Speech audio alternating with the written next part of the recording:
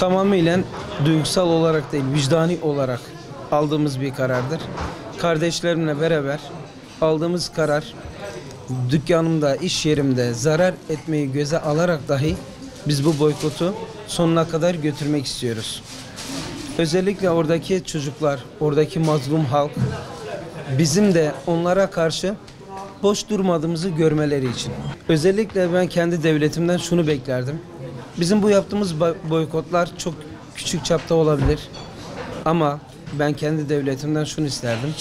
Özellikle Suriye olaylarından sonra Gazze'deki bu olaya müdahil olup kesinlikle ben bütün İsrail politikalarını en düşük seviyede askıya alıyorum ve İsrail devletini tanımıyorum demesiydi.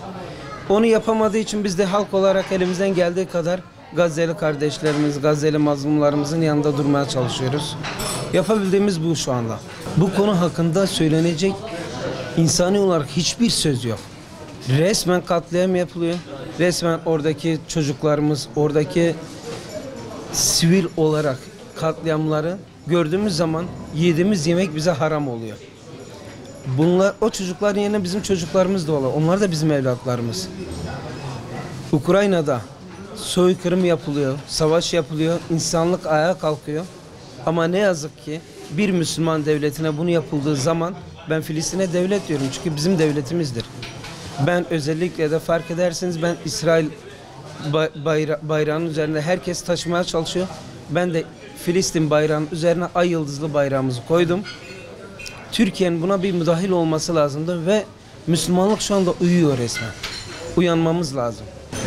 Benim şahsi fikrim İslam kuruluş devletinin tekrar hayata geçirilip toplanması lazım.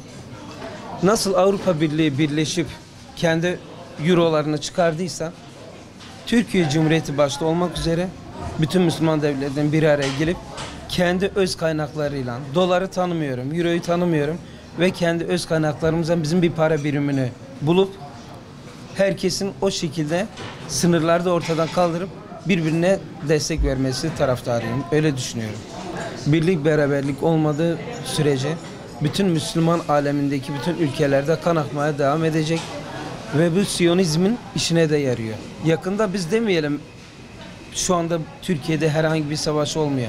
Yakında bizim başımıza da gelecek bu. Özellikle Irak'a yapıldı, sesimizi çıkarmadık. Suriye'ye yapıldı, sesimizi çıkaramadık. Filistin'e yapılıyor ve şu anda sıra bizde. Bize geldiği zaman çok geç olmadan uyanmamız lazım. Tabii ki muhakkak zararı olacak. Tabii ki bazı eksik noktalar olacak. Bu da bizim acizliğimiz diyelim.